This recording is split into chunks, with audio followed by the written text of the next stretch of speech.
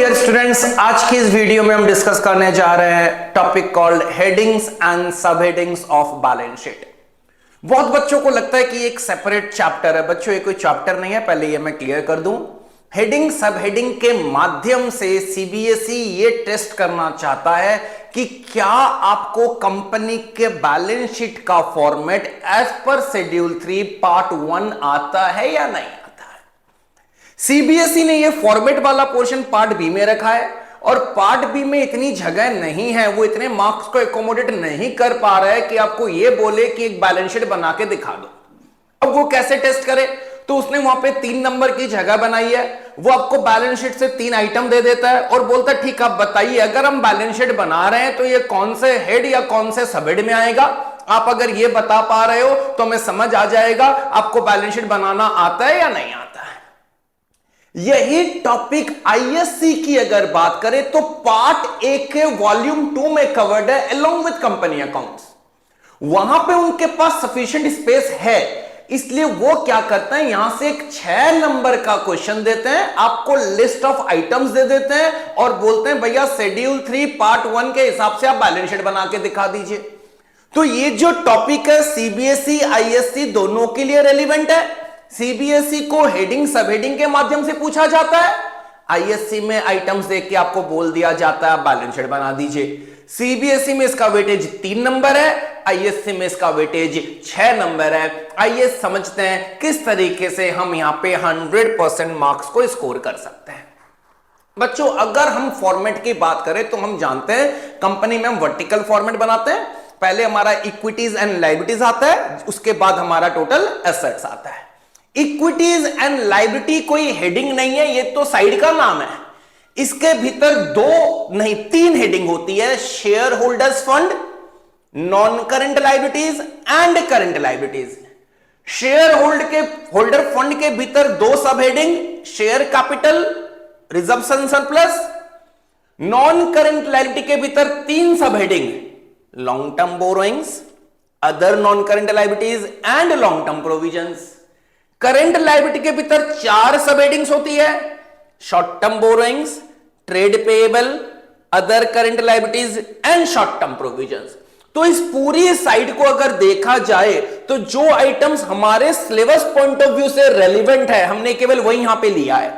तो total heading कितनी relevant है, 3, और टोटल सब हेडिंग कितनी रेलिवेंट है, 2 + 3 + 4 9 सब हेडिंग्स रेलिवेंट है। और यहां पे देखना, अगर हमने ये 3 याद कर लिया है, long term borrowings, other non current liabilities and long term provisions, यही 3 यहां पे आ रहे हैं शॉर्ट टर्म के नाम से। लॉन्ग टर्म बोरोइंग्स बन गया short term borrowings, other non current liabilities बन गया current liabilities, long term provisions बन गया शॉर्ट टर्म प्रोविजंस। खाली एक आइटम ऐड हो जा रहा है जो कि है ट्रेड पेएबल। आईएससी के बच्चों को सिंस की बैलेंस शीट पूरा बनाने बोला जाता है, मैं आपसे रिक्वेस्ट करूंगा आप इसको पूरे सीक्वेंस में याद करें। आप सीक्वेंस में कोई भी आइटम ऊपर नीचे नहीं कर सकते हैं, format has to be as per schedule 3। अगर हम एसेट साइड की बात करें तो एसेट साइड को 2 हेडिंग में क्लासिफाई किया गया है, non current assets and current assets. Non current assets के भीतर 4 सब हेडिंग है, property, plant, equipment and intangible assets. इसी को पहले फिक्स्ड एसेट्स बोला जाता था, अब इसका नाम चेंज करके कर दिया गया है property, plant, equipment and intangible assets. Non current investment, long term loans and advances, other non current assets. Non current investment यहां पे बन जाता है current investment, long term loans and advances बन जाता है short term loans and advances, other non current assets बन जाता है करंट एसेट्स। और 3 आइटम यहां पे ऐड हो जाती है, inventories, trade receivables and cash equivalent. तो एसेट साइड में टोटल हमारा हेडिंग है 2 और सब हेडिंग है 4 + 6 दैट इज 10। मतलब पूरी बैलेंस शीट की बात करें तो 3 + 2 5 हेडिंग्स एंड 9 + 10 19 सब हेडिंग्स। तो अगर कोई भी आइटम हमसे पूछा जाता है तो इन 19 सब हेडिंग्स और 5 हेडिंग्स में ही उसको क्लासिफाई होना है। पहला हमारा जो हेडिंग था वो था शेयर होल्डर फंड, और शेयर होल्डर फंड के भीतर हमारा पहला सब हेडिंग था शेयर कैपिटल। बच्चों शेयर कैपिटल से अगर आपको एग्जाम में टेस्ट किया जाएगा तो टोटल पॉसिबल 4 ही आइटम है। Share capital as the name suggest, क्या आएगा शेयर कैपिटल में? सर शेयर कैपिटल आएगा। शेयर कैपिटल मतलब इक्विटी शेयर कैपिटल भी आएगा और प्रेफरेंस शेयर कैपिटल भी आएगा। और हमने डिटेल में शेयर कैपिटल का जो नोट्स टू अकाउंट्स बनता है वो हमने सीखा है, जहां पे हम बात करते थे authorised capital, issued capital, subscribed capital.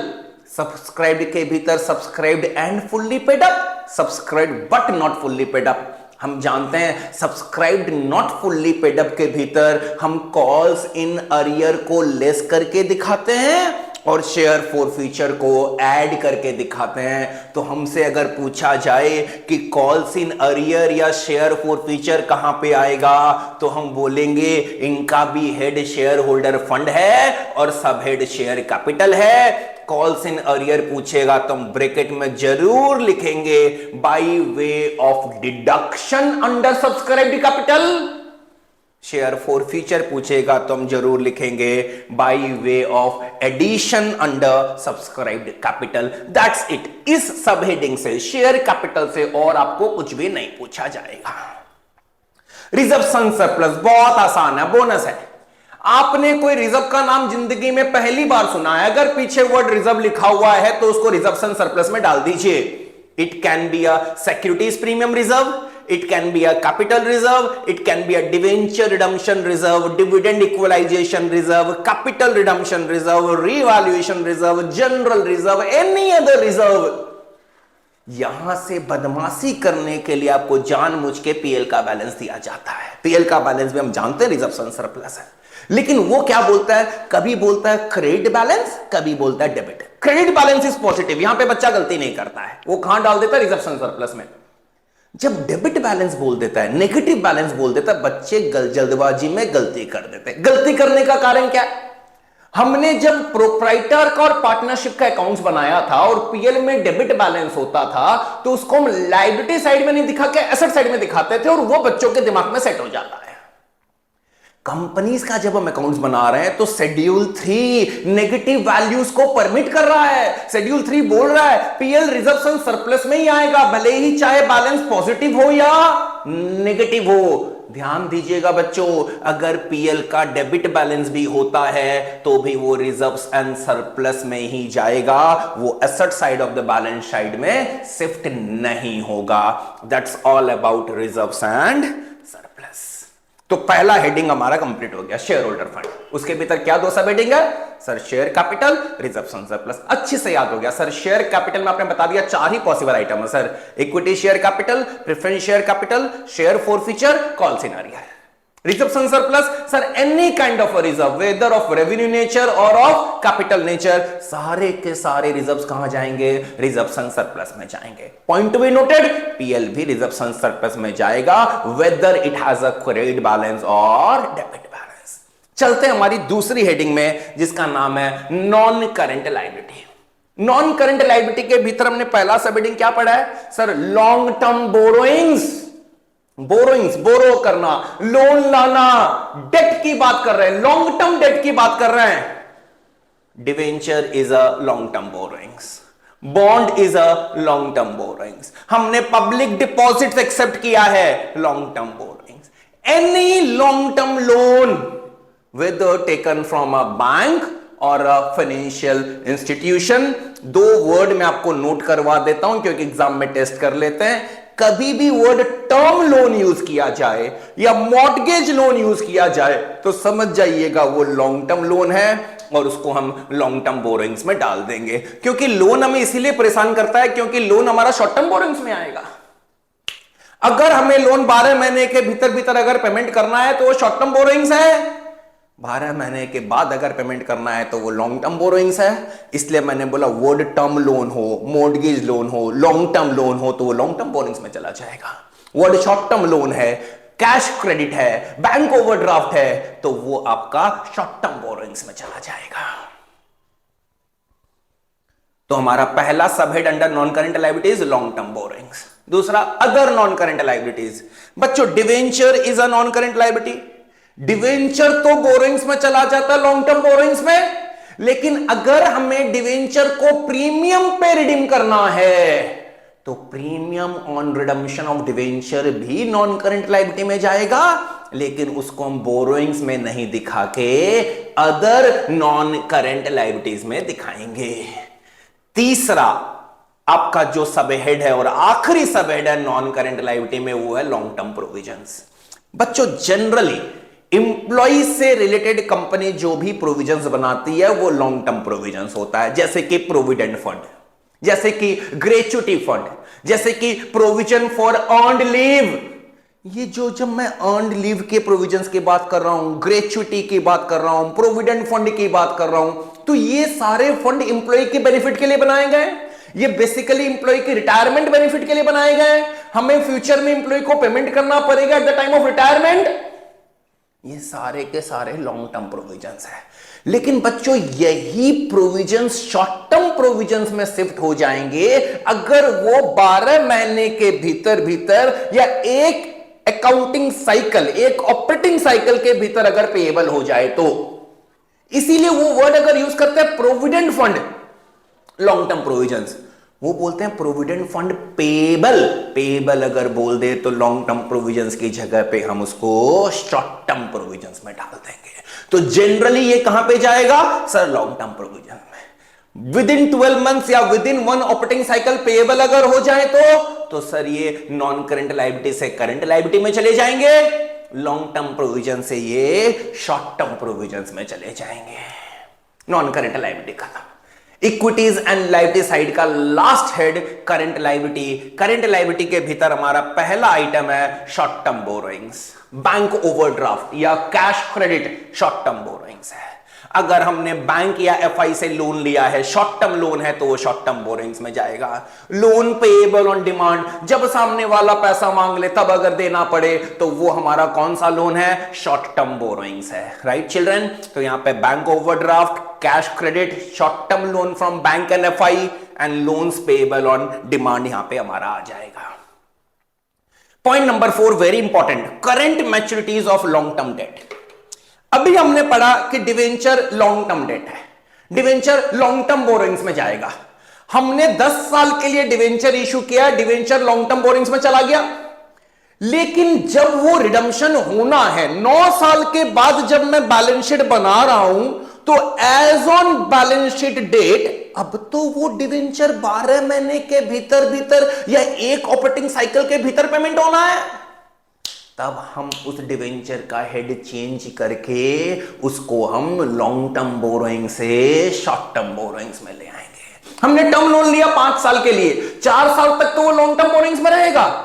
लेकिन जब आज 4 साल के बाद मैं बैलेंस शीट बना रहा हूं, अब तो बैलेंस शीट डेट से वो 1 साल के भीतर भीतर पेएबल है, उसका हेड चेंज हो जाएगा, वो लॉन्ग टर्म बोरोइंग से शॉर्ट टर्म बोरोइंग से आ जाएगा। Premium on redemption of debenture other non current liability से अदर करंट लायबिलिटीज में शिफ्ट हो जाएगा। इसीलिए मैं बोल रहा हूं ये पॉइंट बहुत इंपॉर्टेंट है, समझ लीजिए मैं क्या बोलना चाहता हूं। Current maturities of long term debt, तो long term debt long term borrowings में है, लेकिन अगर बैलेंस शीट डेट से 12 महीने के भीतर भीतर वो पेएबल हो जाए तो उसका हेड चेंज होके लॉन्ग टर्म बोरोइंग से शॉर्ट टर्म बोरोइंग्स हो जाएगा। करंट लायबिलिटी के भीतर हमारा दूसरा सबहेड है, तीसरा सबहेड है ट्रेड पेएबल। ट्रेड पेएबल के भीतर हमारा आएगा sundry creditors and bills payable. Similarly current assets में जब हमारा ट्रेड रिसीवेबल आएगा तो वहां पे हम बात करेंगे सन्ड्री डेटर्स की और बिल्स रिसीवेबल की।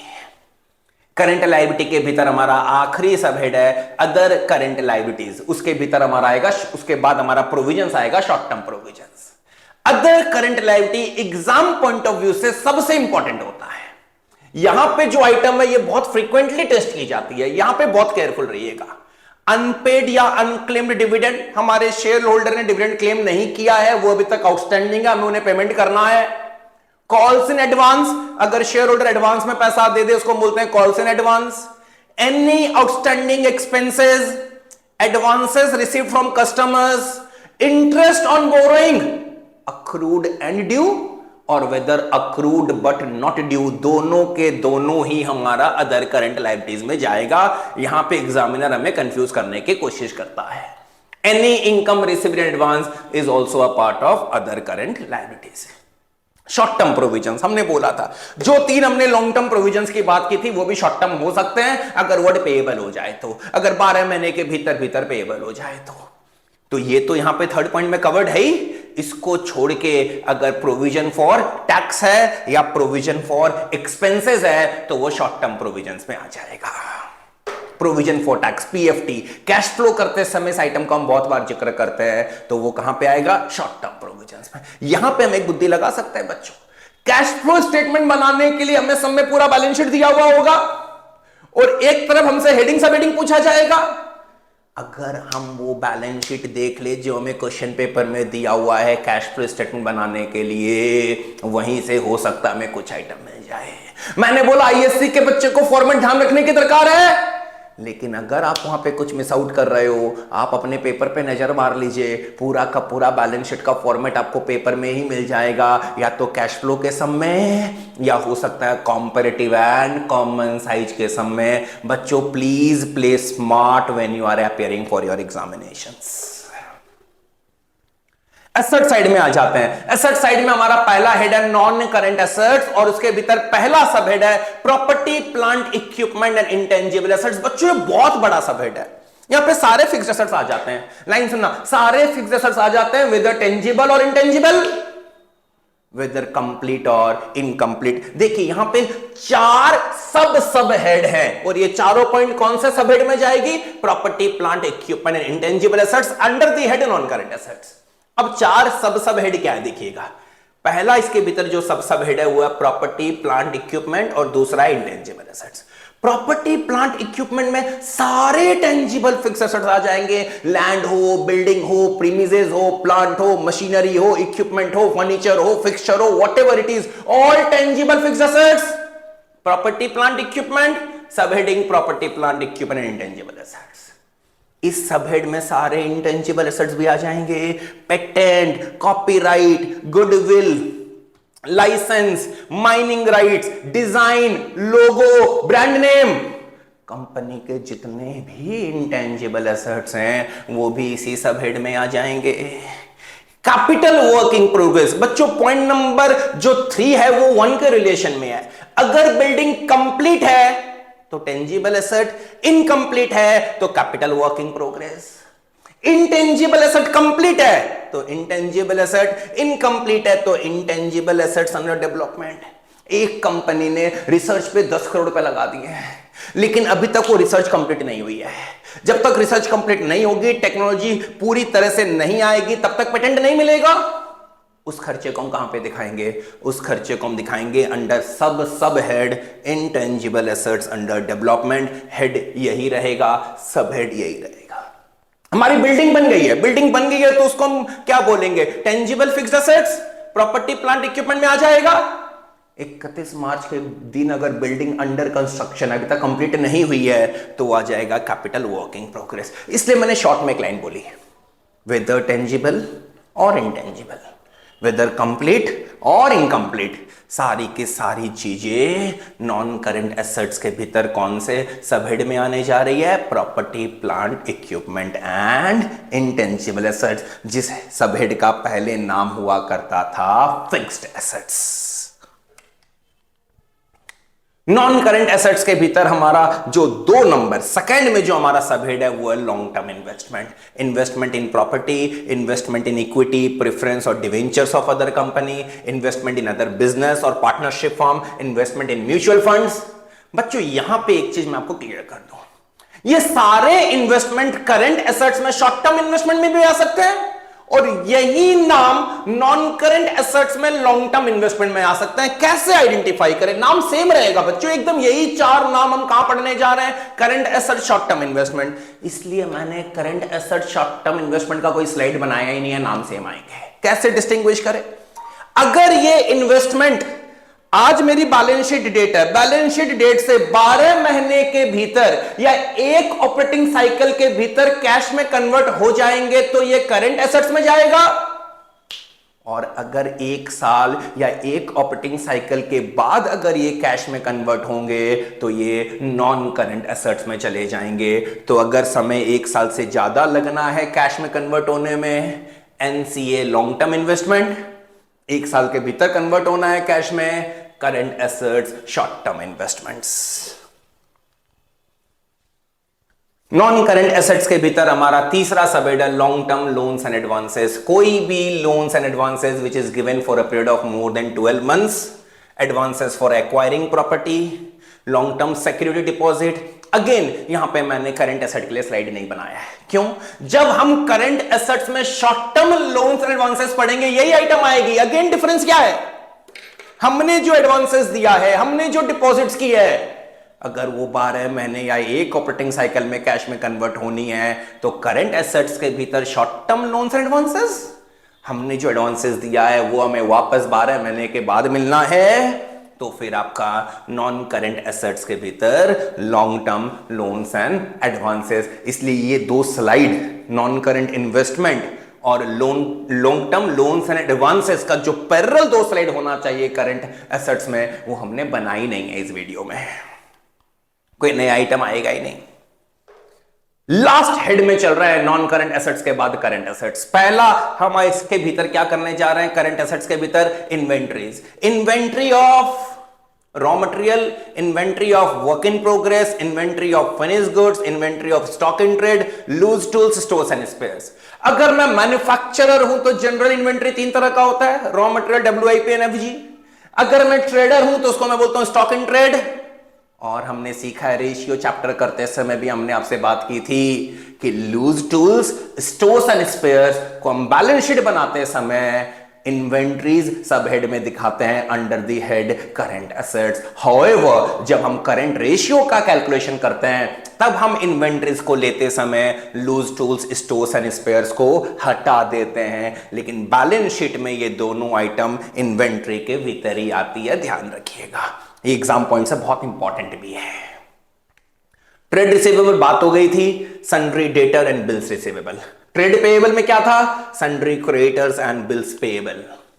कैश एंड कैश इक्विवेलेंट हमने कैश फ्लो स्टेटमेंट में सीख लिया था सर। कैश बैलेंस आएगा, बैंक बैलेंस आएगा, cheque in hand, draft in hand, marketable securities, ये सारी आइटम हमारी कैश एंड कैश इक्विवेलेंट में आ जाएगी। करंट एसेट्स के भीतर अदर करंट एसेट्स, जो भी करंट एसेट्स ऊपर की हेड में कवर नहीं हुए हैं वो सारे अदर करंट एसेट्स में आ जाएंगे, जैसे कि prepaid expenses. Outstanding expenses other current liability था, prepaid expenses other current assets है। Accrued income other current assets, advance tax other current assets.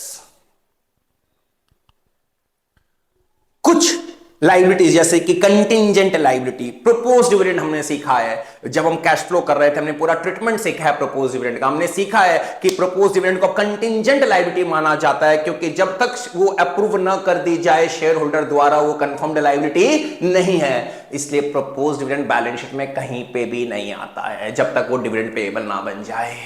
वो कंटिंजेंट लायबिलिटी है, वो बैलेंस शीट के नीचे नोट्स टू अकाउंट्स में हमें दिखाया जाता है। एक बार हम बैक जाके पूरा समरी फॉर्म में एक और रिवीजन कर लेते हैं, क्या हमें समझ आ गया।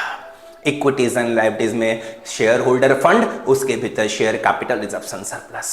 नॉन करंट लायबिलिटी में long term borrowings, other non current liabilities, long term provisions. Current liability में short term provisions, trade payable, other current liabilities and short term provisions.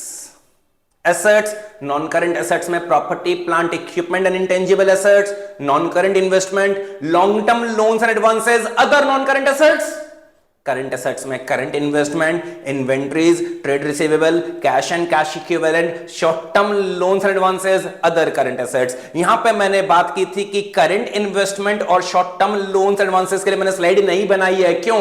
जो नाम नॉन करंट में है वही नाम करंट में आएंगे, जो नाम non current loans and advances में है वही करंट लोन्स एंड एडवांसेस में आएंगे। खाली ये चेक करना है कि मैच्योरिटी पीरियड कितना है, उसके ऊपर डिपेंड करेगा करंट में आएगा या नॉन करंट में आएगा। ये सब हमने देख लिया है। अब अगर कोई मेरे से पूछे कि सर आप 10 आइटम बताइए जो आप प्रेडिक्ट करते हैं, जो आप मानते हैं कि board examination point of view से सबसे ज्यादा इंपॉर्टेंट होता है। जैसे कि आपने हमें 10 टॉपिक बताया था कि अगर एमसीक्यू क्वेश्चंस बनते हैं तो चांसेस बहुत हाई है कि इन 10 टॉपिक से ही एमसीक्यू क्वेश्चन बनेगा। सिमिलरली अगर आपको हेडिंग सब हेडिंग बनाने के लिए दिया जाता है और 10 मेरी फेवरेट आइटम्स अगर आप जानना चाहते हो तो ये रही वो 10 item.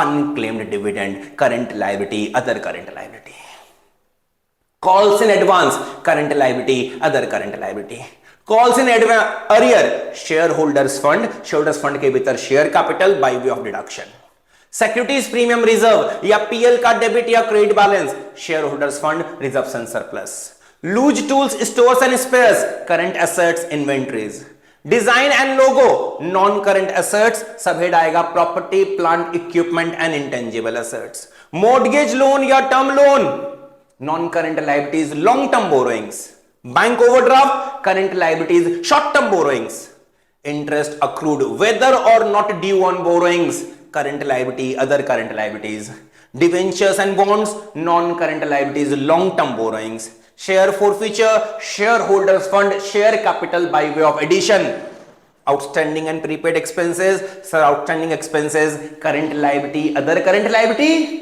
prepaid expenses, current assets, other current assets.